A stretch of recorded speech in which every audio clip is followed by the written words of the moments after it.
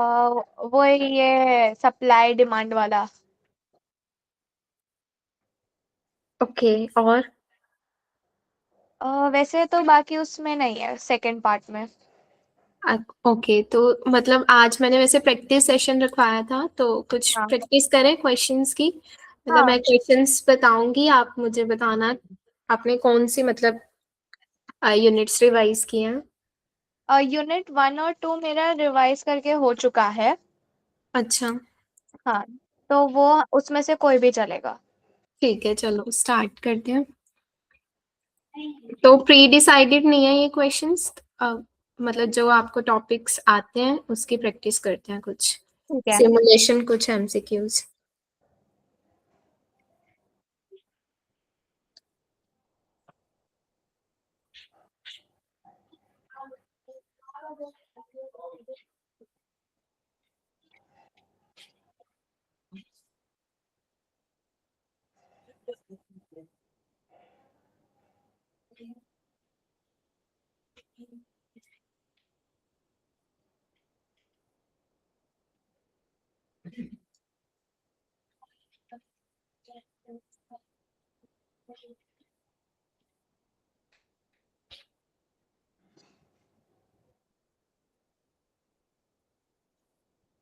ये जो यूनिट 2 में understanding and entities and control environment and business process जो है ना, हम्म। उसमें मुझे थोड़ा डिफिकल्ट हो रहा है, मतलब आईटी रिलेटेड जो आ रहा है। ओके, हाँ।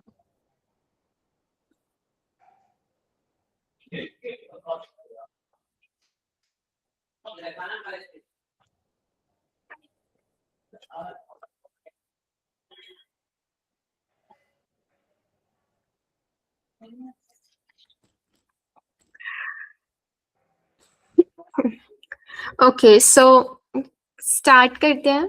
कुछ क्वेश्चन यहाँ से पहले उठाते हैं। ओके।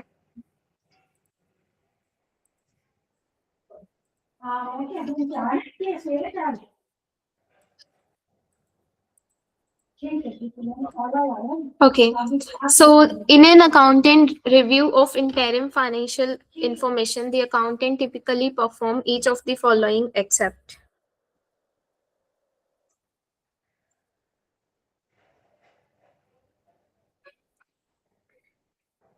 लास्ट वाला ऑप्शन दिखाना। Okay.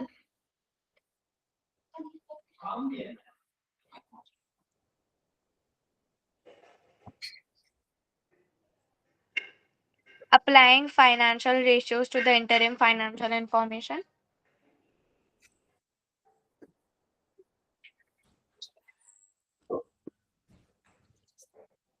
Okay, so our question is, in an accountant review of interim financial information, the accountant typically perform each of the following except. तो accountant क्या क्या perform करके चलता है? Reading the available minutes of latest shareholder meeting, inquiry of accounting department management, applying financial ratios to the interim financial information, or obtain corroborative external evidence. Applying financial ratios. Okay, देखो review है, review के case में हम क्या perform करते थे, या तो इंक्वायरी या फिर एनालिटिकल प्रोसीजर्स। तो आपको क्या लग रहा है यहाँ पर कौन सा लाइक नहीं होना चाहिए? रीडिंग कर सकते हो आप, इंक्वायरी, हाँ। फाइनेंशियल रेशियो का मतलब एनालिटिकल प्रोसीजर। अच्छा। ओके। तो evidence obtaining corroborating external evidences। Yes. ठीक है।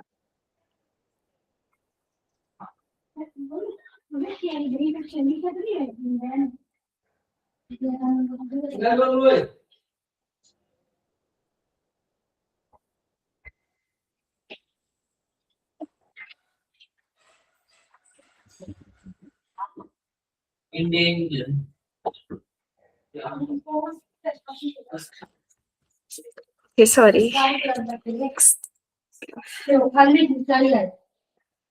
ठीक है, योर आंसर इज करेक्ट।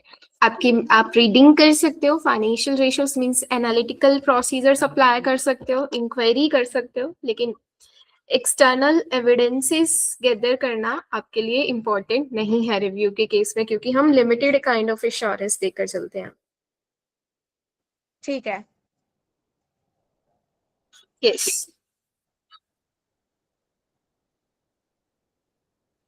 ठीक है, नेक्स्ट क्वेश्चन.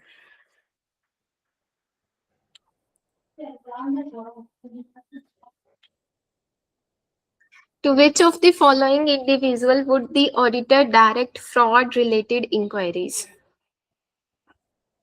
आपको बताना है कि कौन सी फ्रॉड रिलेटेड इंक्वायरीज हो सकती हैं. Employees with varying level of authority within the entity, including for example entity personnel with whom the auditor comes into contact during the course of audit in obtaining an understanding of entity system and system of internal control, in observing inventory or performing cut-off procedures, or in obtaining explanation for fluctuation noted as a result of analytical procedure. Second is external legal counsel, obtaining operating personnel not directly involved in financial reporting process or the entity's banking institution. तो आपको क्या लग रहा है कि कौन सी fraud related inquiries हो सकती हैं? Option 1. First and third. Okay. अरे नहीं नहीं, सिर्फ फर्स्ट. और अच्छा, कोई वो ऐसा ऑप्शन ही नहीं है. एक मिनट. अच्छा, कर लो, एक मिनट रीड.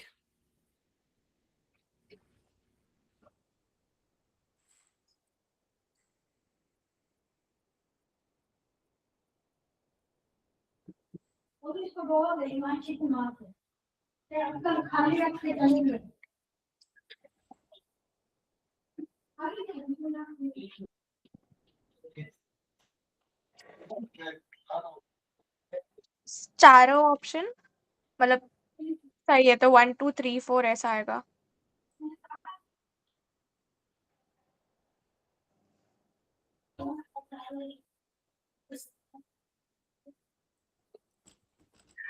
ओके, तो आपको लग रहा है कि चारों मतलब फ्रॉड रिलेटेड इंक्वायरीज हैं. हाँ. कर दो सिलेक्ट. हाँ. ओके, बट मुझे लग रहा है कि एंटिटीज बैंकिंग इंस्टीट्यूशन और एक्सटर्नल लीगल काउंसिल में भी ना हो ऑप्शन करेक्ट, क्योंकि एक्सटर्नल लीगल काउंसिल आपकी ज्यादातर वो बताएगी ना litigation related matters. So okay, okay. आपका इनकरेक्ट है answer. According to the this section, the auditor should use professional judgment to determine those other within the entity to whom inquiry should be directed and extent of such inquiries. In making this determination, the auditor should consider whether others within the entity may be able to provide information that is helpful to the auditor in identifying the risk of fraud. So in this case, आपकी employee with varying level of authority within the entity, for example your entity personal, क्या within the entity कर सकते हो? ठीक है. हाँ. During the course of the audit, in obtaining an understanding of entity system of internal control, आपके in observing or performing cut-off procedure, or in obtaining explanation for fluctuation as a result of analytical procedures. Operating personnel not directly involved in the financial reporting process, employee involved in initiating, recording, or processing complex or unusual transactions, or in-house legal counsel. So these are the people who are relevant in determining the fraud related matter. So here external legal counsel and your banking institution, क्योंकि external parties company के fraud को कैसे बता पाएंगी. So आपके जो people within the entity involved हैं, they are more relevant to the to do inquiry, because they are more exposed to the what is actually happening within the company. ठीक है. Okay. हाँ.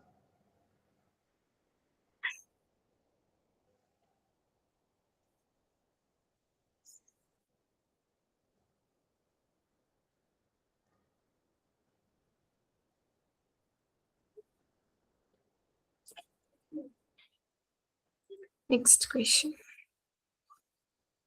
Ordinarily, the predecessor auditor permit the successor auditor to review the predecessor's working paper analysis related to.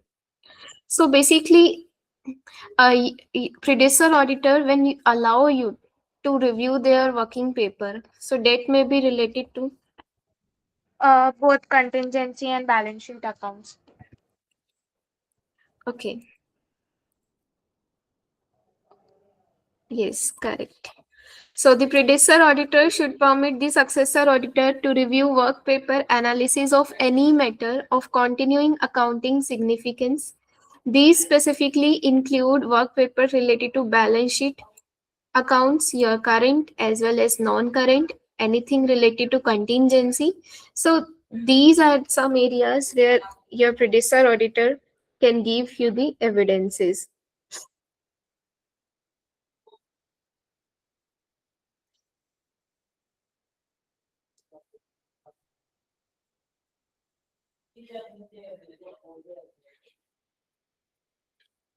Next question. Rules issued under the Sarbanes-Oxley Act of 2002 restrict former member of an audit engagement team from accepting employment as a chief executive, chief financial or chief accounting officer, or a controller of an audit client that files report with the SEC. How many annual audit period must be completed before such employment can be accepted? 1 year.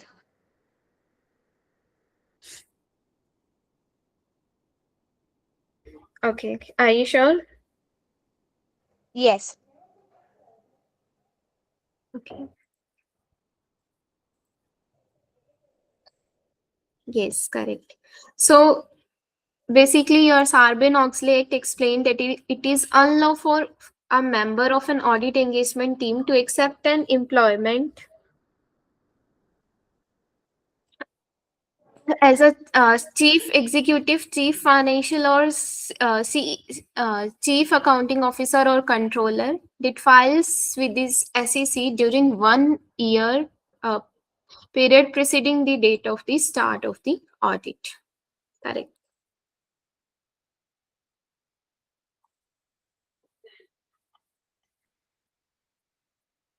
Next question. A cooling off period of how many years is required for a member of an issuer's audit engagement team may begin working for the registrant in a key position? So, how many years of cooling period is required?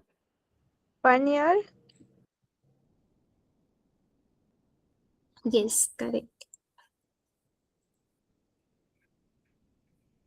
So, 1 year of cooling off period is required for a former member of an audit client engagement team before he or she can be employed in a financial oversight role for the same client. Okay.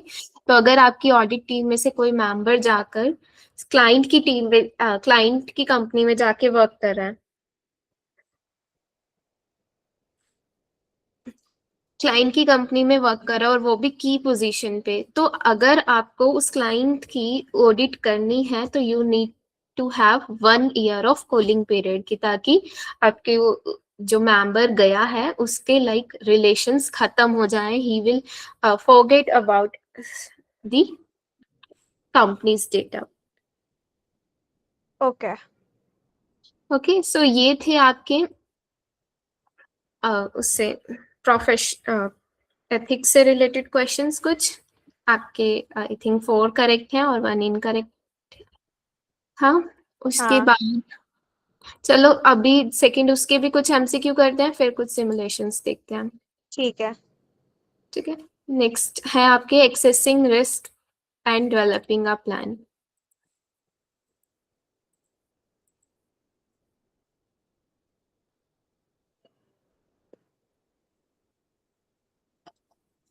Question है आपका, increase demand for product A increases the demand for resources used to produce product A.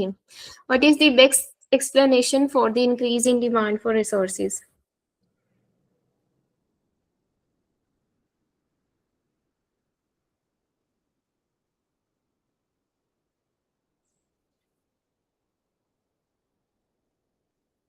The demand for product A is highly elastic.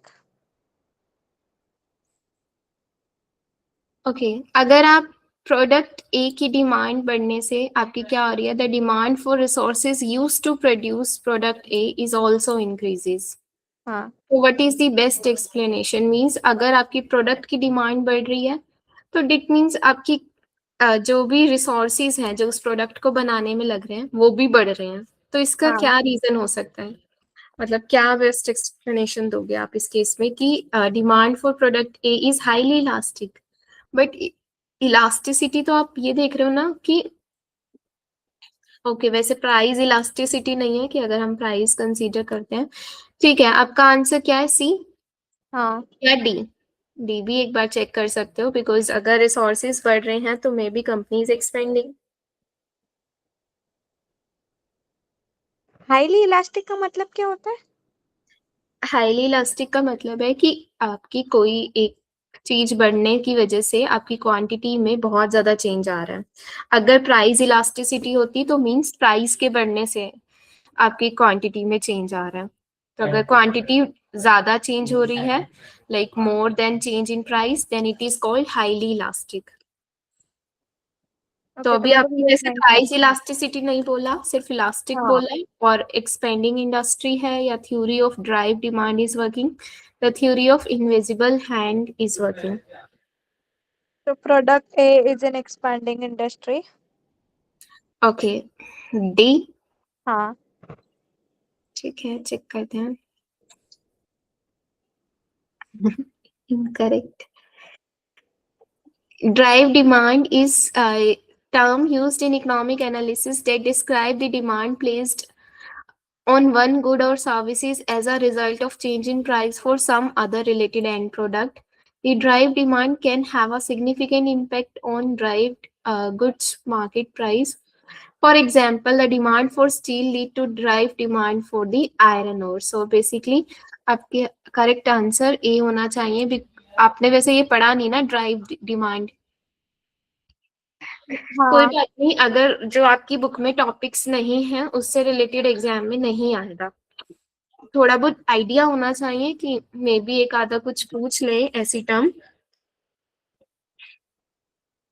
Okay, but ये मेरे book में तो है ही, क्योंकि आज सुबह ही मैंने ये इंटरनल फैक्टर्स कर रही थी, तो इधर अच्छा, उधर तो मुझे ऐसा कुछ नहीं आया। ओके, सो ड्राइव डिमांड का मतलब क्या है कि लाइक आपकी एक चीज के बढ़ने से उससे रिलेटेड रिसोर्सेज की डिमांड भी क्या हो जाए, बढ़ जाए। जैसे अगर आप स्टील की डिमांड इंक्रीज कर रहे हो तो डेट मीन्स आपके आयरन ओर की भी डिमांड बढ़ेगी, क्योंकि स्टील क्या है, अलॉय ही तो है आयरन का। ठीक है। क्लियर? सो यहाँ इनविजिबल हैंड थियरी क्या कौन सा है? क्या, invisible hand theory. theory is a phrase coined by Adam Smith and describe the unobservable market force that helps the demand and supply of good in a free market automatically reach equilibrium. It does not directly address increased demand in resources related to a product. So basically आपकी theory of invisible hand क्या कहते हैं कि like आपके कुछ unobservable market force means कुछ invisible चीजों की वजह से आपकी क्या हो, डिमांड और सप्लाई दोनों क्या हो जाए, मतलब न्यू इक्विलिब्रियम पे आ जाए। मतलब कि दोनों अल्टीमेटली एक नए इंटरेक्शन करने लग जाए। So this is called the theory of invisible hand. It basically not describe that अगर डिमांड बढ़ती है तो रिसोर्सेज भी बढ़ने चाहिए। ठीक है। ठीक है। हाँ।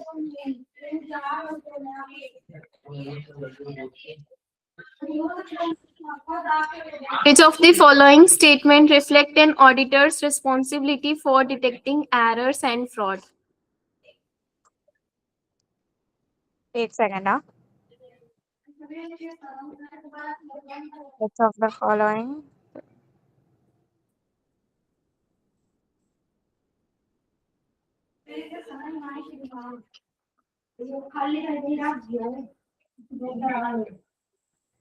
लास्ट वाला बताना ऑप्शंस।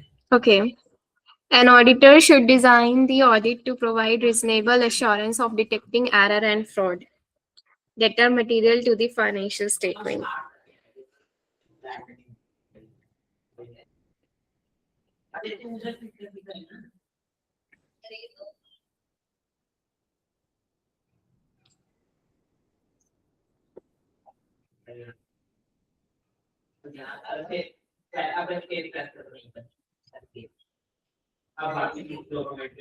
फर्स्ट ऑप्शन एक बार दिखाओ ना, मतलब ऐसे।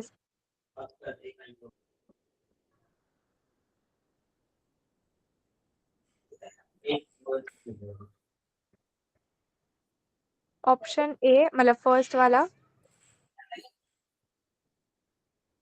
Okay, option A here. An auditor should plan the audit.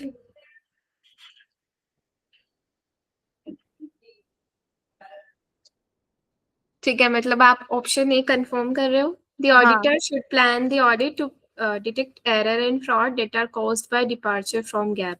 Okay.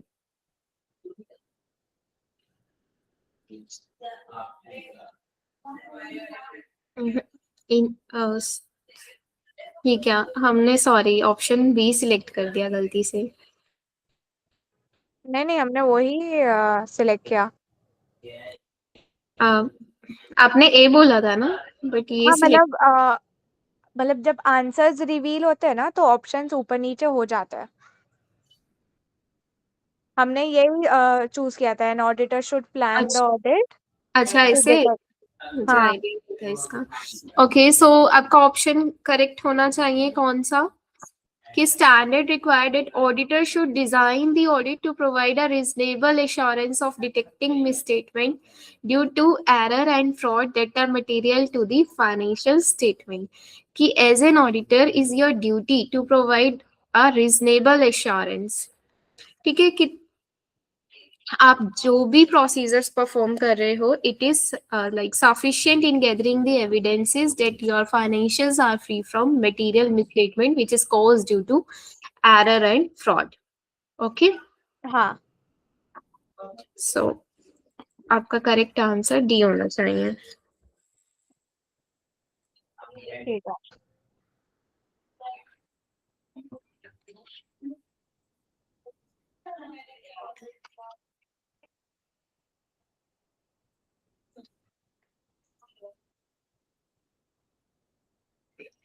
In the integrated audit of an issuer, the auditor has identified entity level control that are important to the conclusion as to whether the company has effective internal control over financial reporting. Each of the following is an example of entity level control except controls over management override.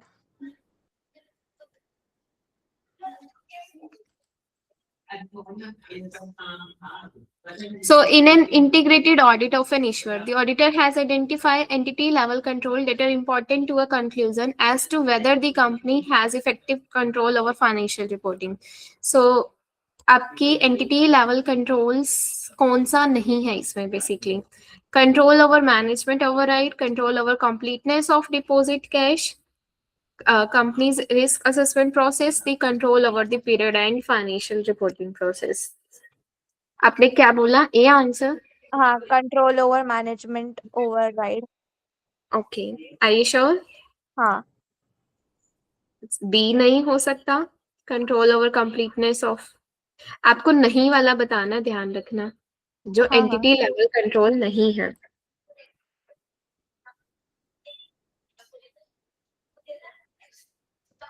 एक minute, question वापस दिखाना। Sorry. हाँ ठीक है। हाँ, So, entity level control.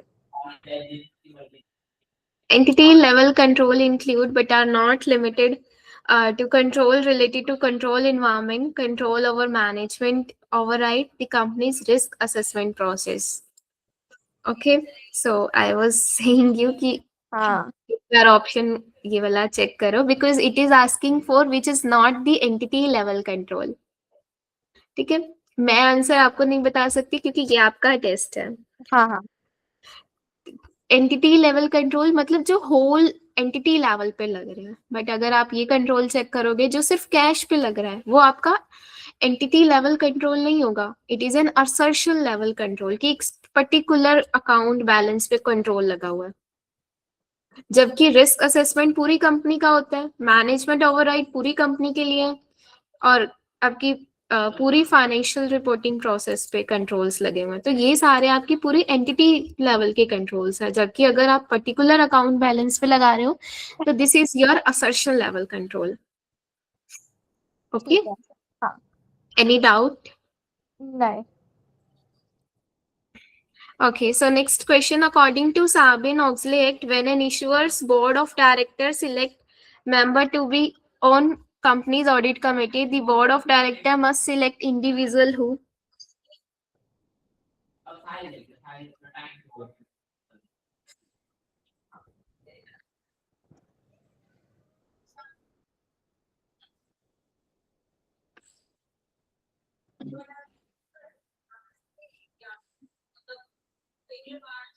Are members of the company's board of directors.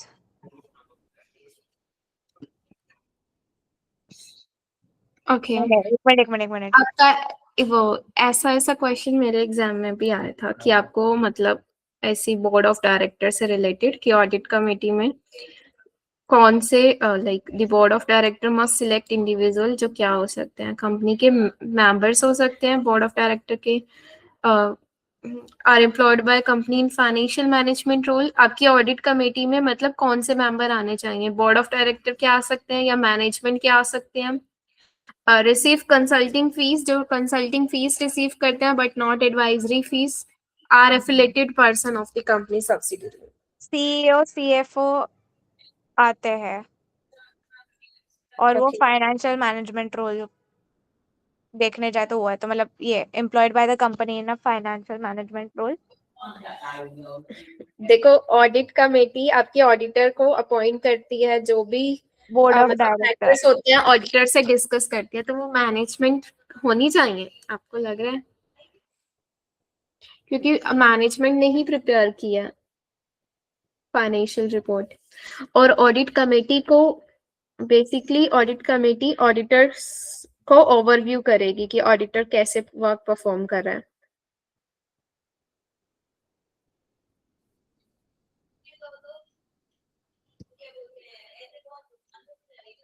Board of directors ही होते हैं audit committee में। ठीक है, तो you are going with option A. हाँ। ओके, बाकी रीड कर लिए अच्छे से? हाँ। Correct. So the audit committee is directly responsible for auditor के लिए रिस्पॉन्सिबल है कि उसका अपॉइंट कैसे करना है, उसका कंपनसेशन और oversight of work, okay, done by your auditor. Each member of audit committee must be a member of board of director and must otherwise will be independent. ठीक है, या तो board of director हो या independent हो, because अगर आप audit committee में ही management रख लोगे, so how will the auditor to whom will the auditor discuss any issues related with your financials? Financial में फ्रॉड मिलता है या कुछ भी, तो वो टीसीडब्ल्यूजी या ऑडिट कमेटी से ही तो डिस्कस करता है, और अगर वही मैनेजमेंट है तो फिर क्या मतलब ऑडिटर किसको जाके एड्रेस करेगा ये मैटर्स। तो ध्यान रखना, आपकी ऑडिट कमेटी के मेंबर्स इंडिपेंडेंट होने चाहिए, so they may not accept any consulting, advisory or other compensation from an issuer or be an affiliated person of the issuers. Okay. हाँ। Okay, next question. Which of the following is required documentation in an audit in accordance with generally accepted auditing standard?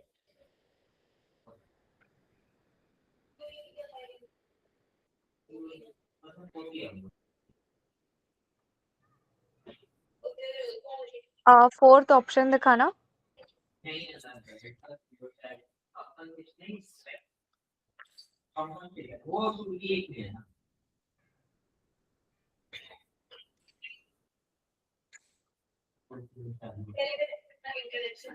And option 2 an audit plan setting forth in detail the procedures necessary to accomplish the engagement's objective.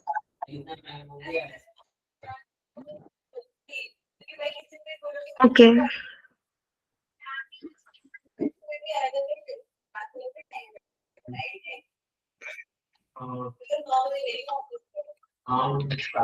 So your audit documentation, there should be an audit plan setting forth in detail the procedure necessary to accomplish engagement objectives. So you are going with option B. हाँ D पढ़ लिया आपने?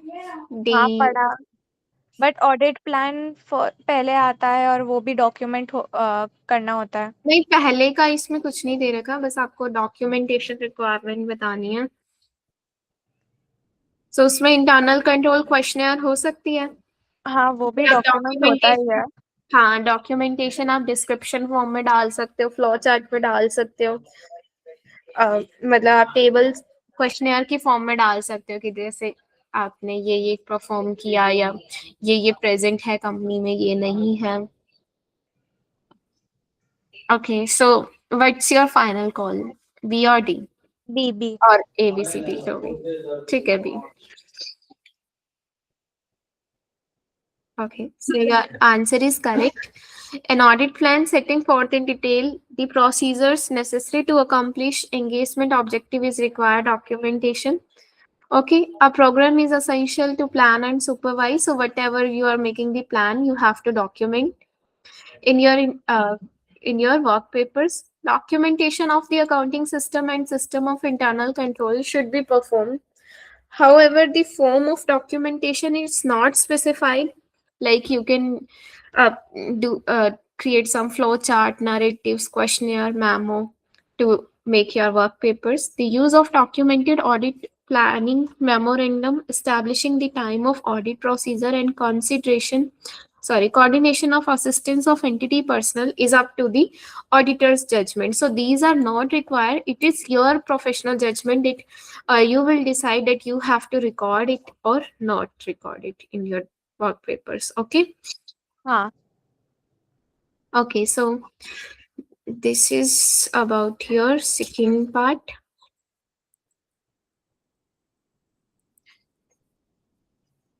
हाँ वो ऊपर से exit session कर लो. Okay, मुझे लगा यहाँ से भी हो जाएगा डायरेक्टली. वो एग्जिट सेशन कर लोगे तो वो हो जाएगा हाँ, डायरेक्ट. कर दिया.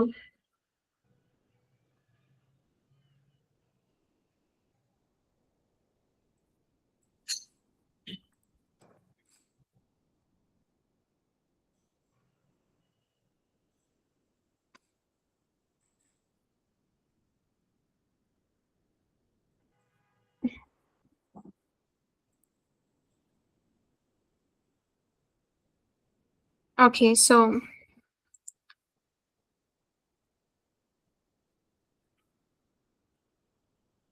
ठीक है, आप सिमुलेशन कैसे सिलेक्ट करते थे यहाँ?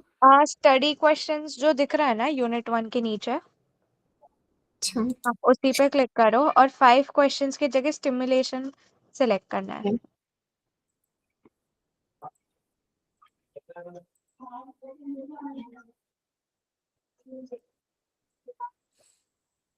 Okay, so this is your simulation.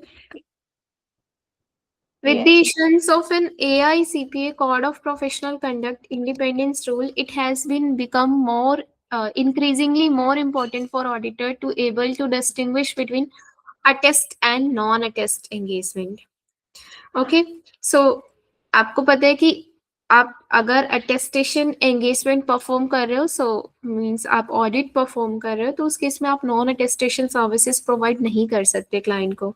सो यहाँ आपको बेसिकली डिस्टिंग्विश करना है कि which is the attestation engagement and which is the non attestation engagement. आपको हिंट भी दे रखे है कि अटेस्टेशन क्या होता है, कि जिसमें बेसिकली आप कोई एश्योरेंस देकर चलते हो. मीन्स आपका रीजनेबल एश्योरेंस हो सकता है, लिमिटेड काइंड ऑफ एश्योरेंस हो सकता है. So it basically require your independence because you are giving an opinion और a conclusion on something. Okay, whereas your non-attest services are services where like there is no assurance kind of thing is given, basically your consulting services. Okay, कि जहां आप basically कोई assurance देकर नहीं चल रहे, जैसे आपकी कंसल्टिंग सर्विसेज हो गई, एडवाइजरी सर्विसेज हो गई, तो अब आपको यहाँ पर बताना है कि कौन सी आपकी अटेस्टेशन सर्विसेज है और कौन सी नॉन अटेस्ट सर्विसेज है। ठीक है। ठीक है, आपको मैं 2-3 मिनट्स दे रही हूँ, आप इसे पढ़ो और मुझे आंसर दो।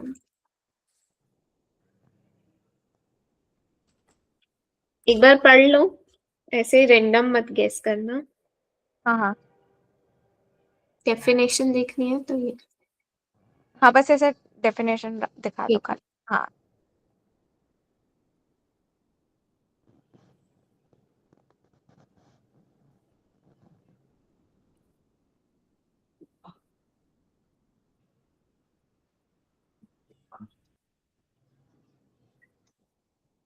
वैल्यूएशन सर्विस अटेस्ट सर्विस है।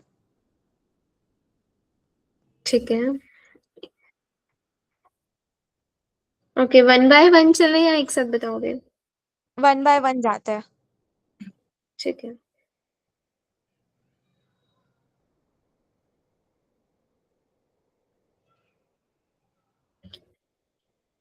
अग्रीड अपॉन सर्विसेज भी अटेस्टेशन सर्विस है। Okay, valuation services is your attest attest service. Agreed upon services. Attest service. ठीक है, financial statement preparation. Non attest service. Compilation. Non attest. Executive और employer recruiting. Non attest. नहीं नहीं नहीं नहीं, इसमें हम ओपिनियन दे रहे हैं ना, तो attest service. Okay, are you sure? हाँ। ठीक है। Okay, next, cash to accrue sorry tax return preparation services. आप टैक्स सर्विसेज प्रोवाइड कर रहे हो। Non attest. Okay, cash to accrual adjustment, आप एडजस्टमेंट कर रहे हो कुछ कंपनी की।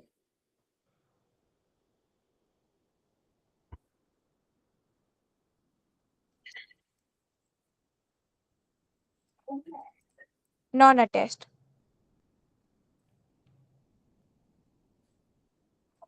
Okay.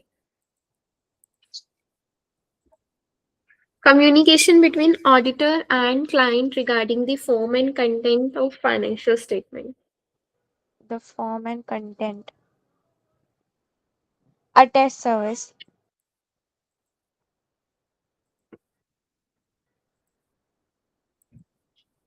Providing advice to the client on routine business matter. So attest you're service. providing some advices. Attest or non? Attest. Attest. Okay. Bookkeeping and payroll. Non attest. ठीक है।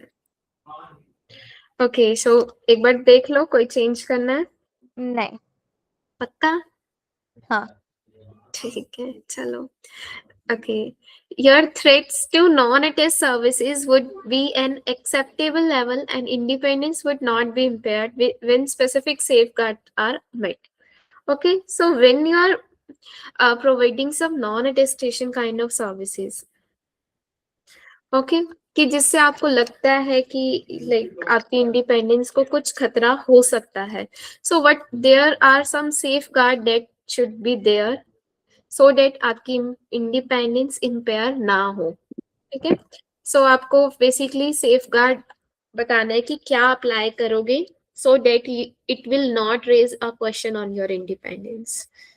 सो first is the auditor determines that the attest client and its management agree to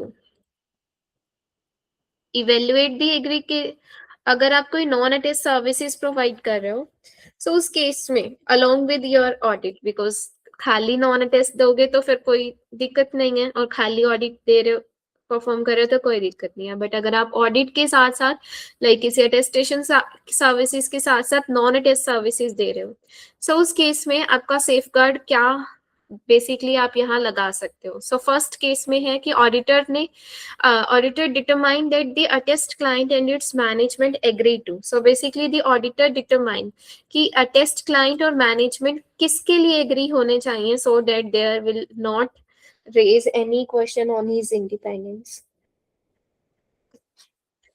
fourth option दिखाना.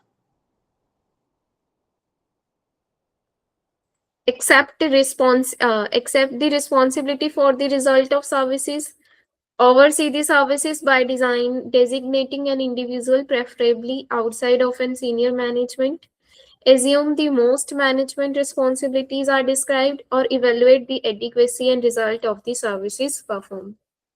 Option A. Okay.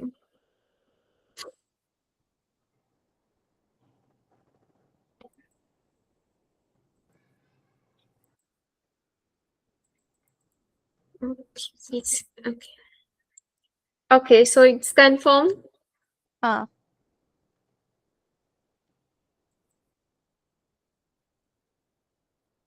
The auditor does not assume management responsibilities when providing the non-attest services, and it is satisfied that the attest client and its management will.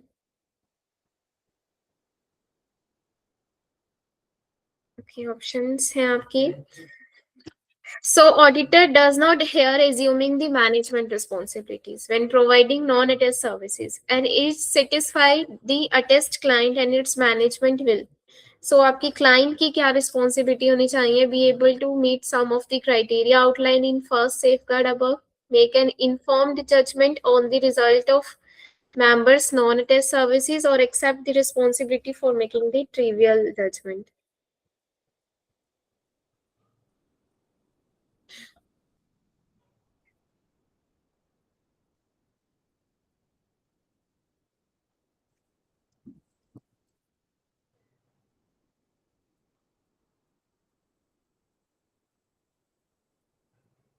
Be able to meet some of the criteria outlined in the first safeguard above.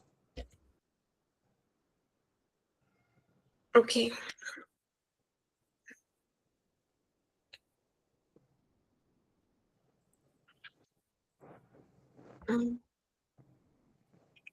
So before performing non-attest services, the auditor establishes and document in writing his or her understanding with the attest client regarding.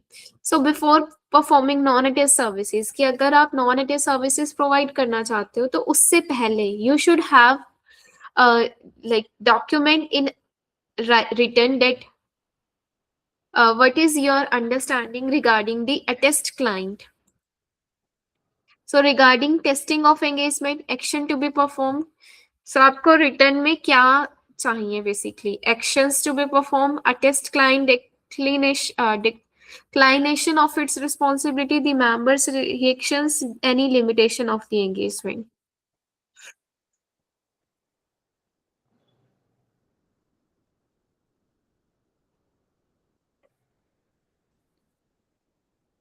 Actions to be performed.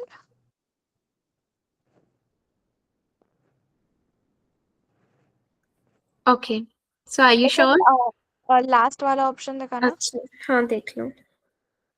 हाँ हाँ, confirm है. Actions to be performed. Okay. Next है the member designated by management to oversee the non-attest services.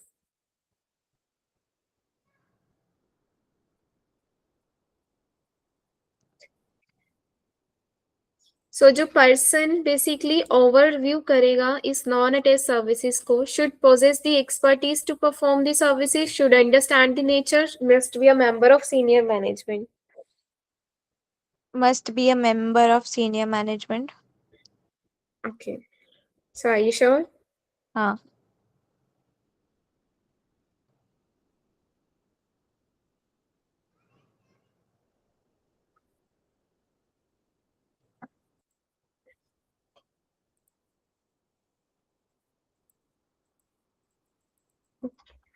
Okay. Okay. So last. Food Cottage Corporation has recently had significant turnover in cash management department and has engaged its independent auditor to review all of its monthly bank reconciliation. This is considered a bookkeeping services and the client will review and approve the final reconciliation.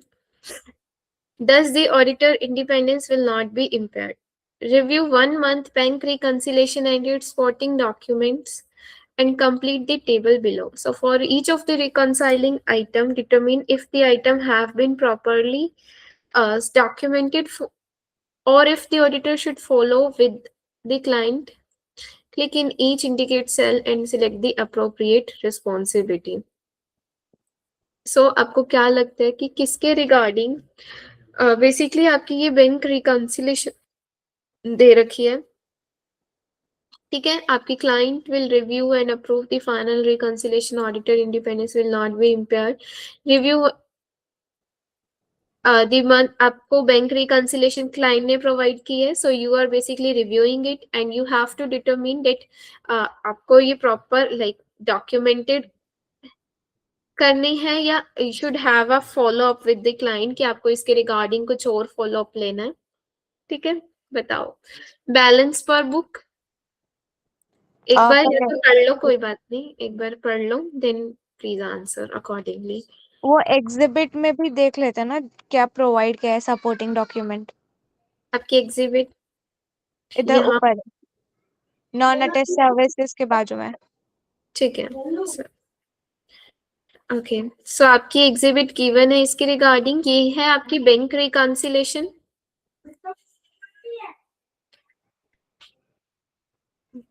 ठीक है, उसके बाद आपके कुछ document दे रखे हैं।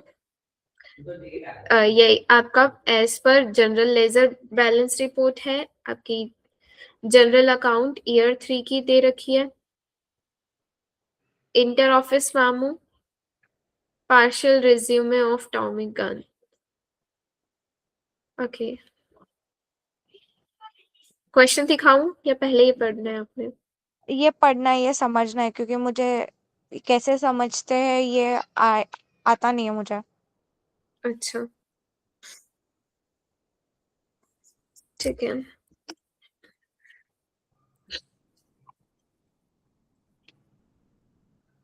तो basically आपकी जो कॉर्पोरेशन है had recently significant turnover in cash management department and has engaged its independent auditor to review all of its monthly bank reconciliations. So this is considered a bookkeeping services and the client will review and approve the final reconciliations. And thus the auditor independence will not be impaired. So review 1 month bank reconciliation and its supporting document. आपकी ये reconciliation दे रखी है और इससे regarding कुछ documents spotting documents given है, ठीक है? आपको कंप्लीट करनी है table below for each of the reconciling item you have to determine कि क्या वो प्रॉपरली लाइक जो भी आइटम्स ये दे रखी हैं क्या इसके रिगार्डिंग आपके पास प्रॉपर एविडेंस आ चुका है या आपको इसके रिगार्डिंग कुछ और फॉलो अप लेना है, ठीक है? तो ये है फर्स्ट आपकी बैलेंस पर बैंक कितना है 60,000, ठीक है? ओके आपको ये 2 जनवरी का बैलेंस दे रखा है $60,000। So let's check your bank reconciliation. So यहाँ पर बैंक रिकंसिलेशन में बैलेंस 60,000 ही लिया हुआ है। हाँ ओके, उसके बाद क्या बैंक कंफर्मेशन ली हुई है कि बैंक कंफर्मेशन है कहीं पर? देखो नहीं बैंक रिकंसिलेशन तो कर रखी है लेकिन बैंक कंफर्मेशन है कहीं?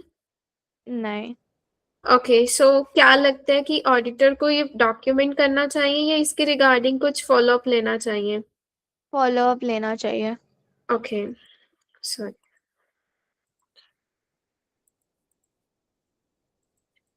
ओके नेक्स्ट है आपका डिपॉजिट इन ट्रांजिट $15,000 का है।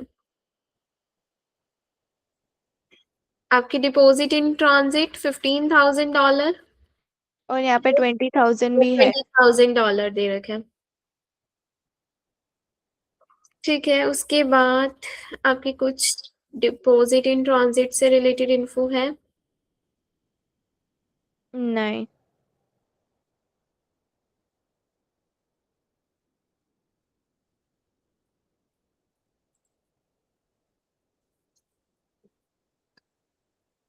ओके, सो क्या लगता है आपको क्या करना चाहिए? फॉलो अप लेना चाहिए।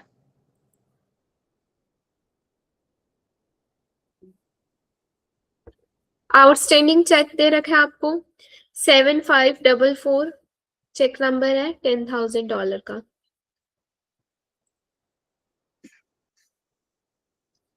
ओके। हाँ, और भी 2 चेक्स पेंडिंग है। हम्म।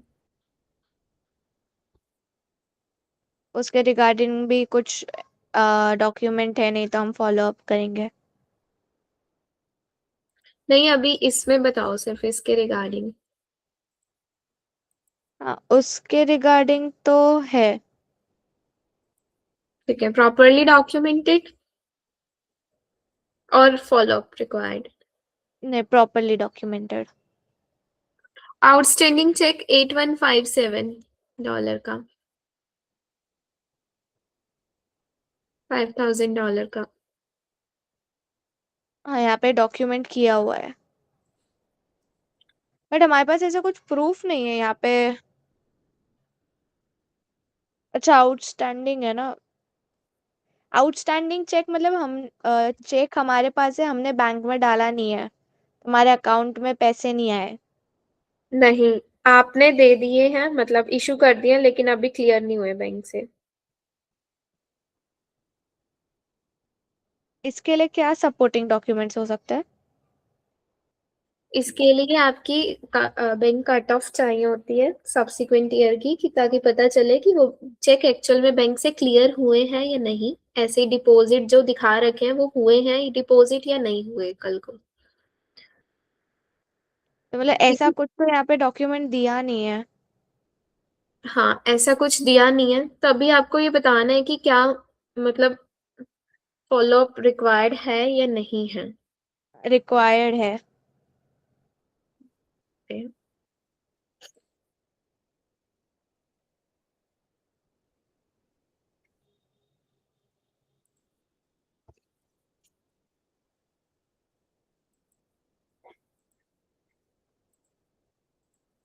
तो ये ऊपर जो 10,000 वाला चेक है उसके लिए भी फॉलो अप रिक्वायर होगा। Okay, next is your bank service fees है $200 की, कि जो बैंक ने कुछ सर्विस फीस लगाई हुई है।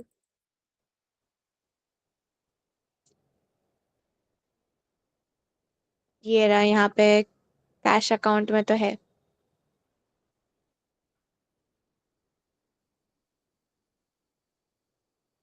Okay, so what do you think is the follow up required, और प्रॉपरली डॉक्यूमेंटेड। बैंक बैलेंस पर बुक बिफोर एडजस्टमेंट। आपकी बैलेंस पर बुक $55,000 है, देन आपकी 9800 की एडजस्टमेंट है। तो ये आपकी दे रखी है $55,000, उसके बाद कुछ एडजस्टमेंट कर रखी है $9800 की। हाँ, तो इट इज प्रॉपरली डॉक्यूमेंटेड। ठीक है, इसके डॉक्यूमेंट्स हैं आपके पास।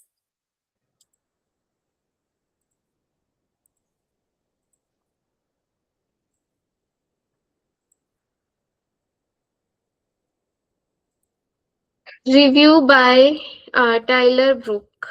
आपके किसने रिव्यू किया है इस डॉक, ये दे रखा है ये टाइलर, ये ना, he is basically promoted on December 25 as sale manager।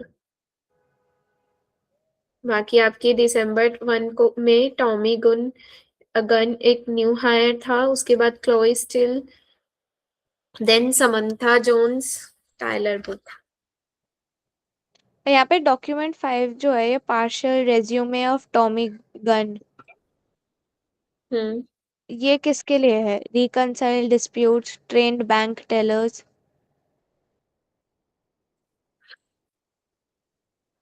वो मैं समझी नहीं। अच्छा, ओके। सो बेसिकली ये आपका पार्शियल रेज्यूमे दे रखा है इस पर्सन का, कि जिसमें उसका एक्सपीरियंस बता रखा है कि बैंक ऑफ नॉर्थ में like he was a reconciliation accountant.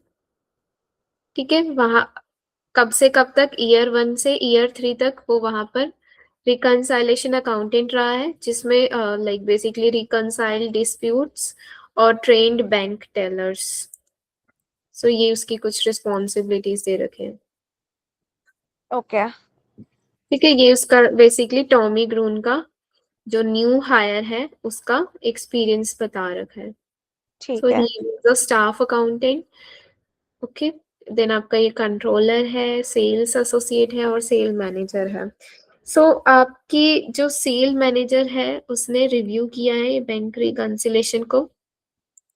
सो आपको क्या लगता है कि इज इट प्रॉपरली डॉक्यूमेंटेड और you need some follow up? I need some follow up, क्योंकि सेल्स मैनेजर ने क्यों वो किया है रिव्यू। ओके,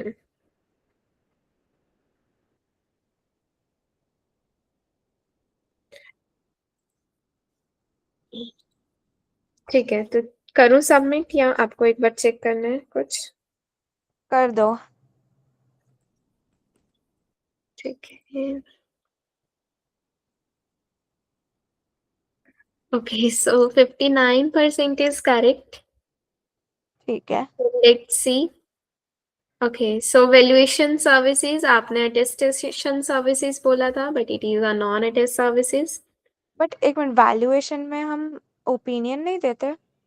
वैल्यूएशन क्या है कि जैसे आपको कंपनी ने अपनी सिक्योरिटीज की वैल्यूएशन की कैलकुलेशंस के लिए अपॉइंट कर लिया, सो उस केस में आप कोई ओपिनियन थोड़ी दे रहे हो। ठीक है।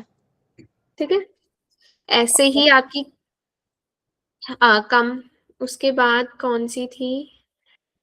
कंपाइलेशन। ठीक है, एग्रीड अपॉन सर्विसेज, ठीक है, अटेस्टेशन, फाइनेंशियल स्टेटमेंट प्रिपरेशन, ठीक है। Compilation is a kind of attestation services. यहाँ पर आपकी although you are not giving any opinion but you are issuing a report, और उसके लिए आप इंडिपेंडेंट होना जरूरी नहीं है, लेकिन इंडिपेंडेंस कंसीडर जरूर होती है। ठीक है, तो it is a kind of attest engagement but not an assurance engagement. ठीक है। उसके बाद है आपकी एग्जीक्यूटिव और एम्प्लॉय रिक्रूटिंग। अगेन अगर आप इसमें कोई आप ओपिनियन देकर नहीं चल रहे, you are just performing some HR kind of role, so it is a non attest services. But आप ओपिनियन तो दे रहे हो ना अपना, कि ओके ये बंदा रोल के फिट नहीं है। ओके, ह्यूमंस के रिगार्डिंग दे रहे हैं बट हम किसी फाइनेंशियल्स पर ओपिनियन नहीं दे रहे ना। अच्छा। ऑडिटर की रिस्पॉन्स या अटेस्टेशन में basically you are giving on some subject matter, some financials, not on any human. ठीक है। ठीक है, उसके बाद आपकी ये करेक्ट है, providing advice. Okay, so advisory kind of thing is also a non attest services, कि आपके पास क्लाइंट आया आपसे कोई एडवाइस लेने, सो it is also a non attest kind of services.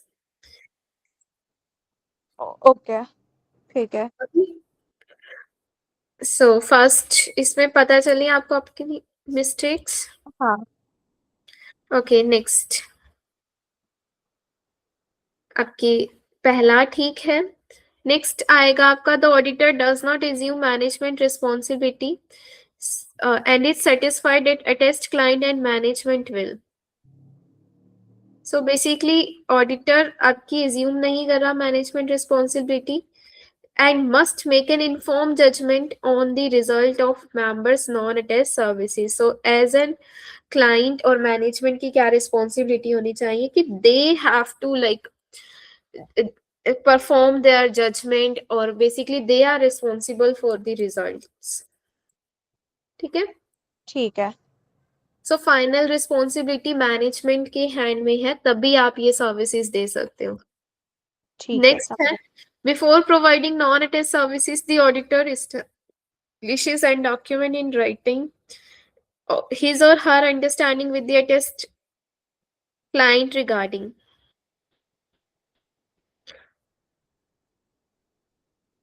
any limitation of the engagement. So before accepting any services, you have to take written understanding with the client, any limitations of that engagement. Okay.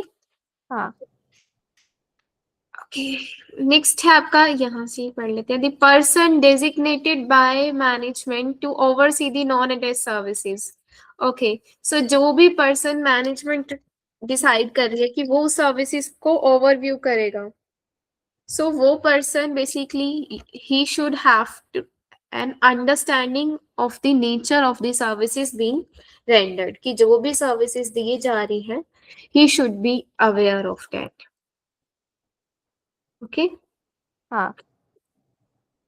ठीक है. आपकी उसके बाद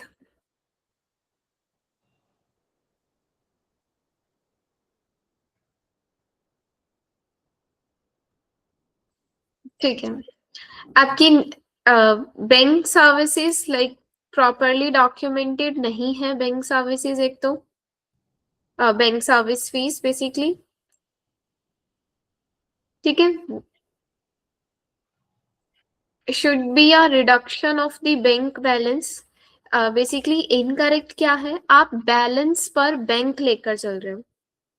समझ रहे हो? हाँ.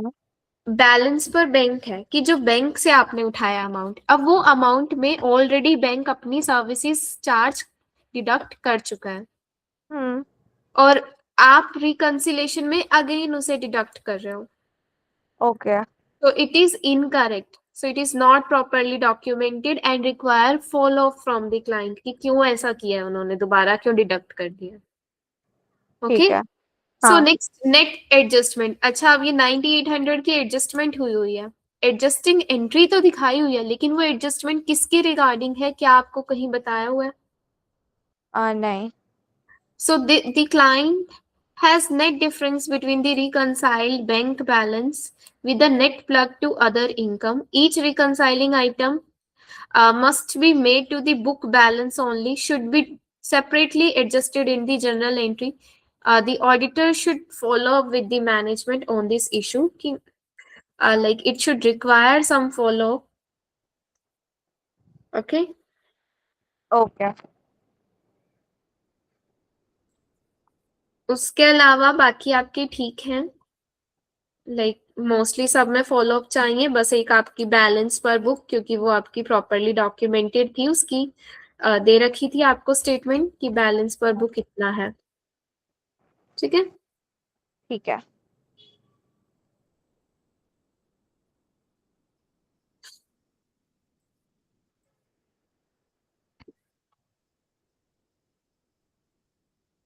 Exit session कर दो, राइट साइड ऊपर है. ठीक है, मैं कर दूंगी. आपको कोई डाउट यहाँ तक? नहीं. ठीक है, तो मतलब ऐसी 2-3 प्रैक्टिस सेशन रखते हैं ताकि आपकी थोड़ी सी प्रैक्टिस हो जाए इन कैसे सिमुलेशन एग्जाम में अटेम्प्ट करना है. ठीक है. ठीक है. हाँ.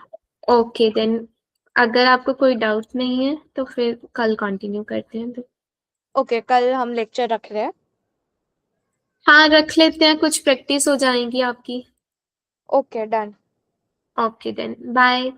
Bye bye. Thank you.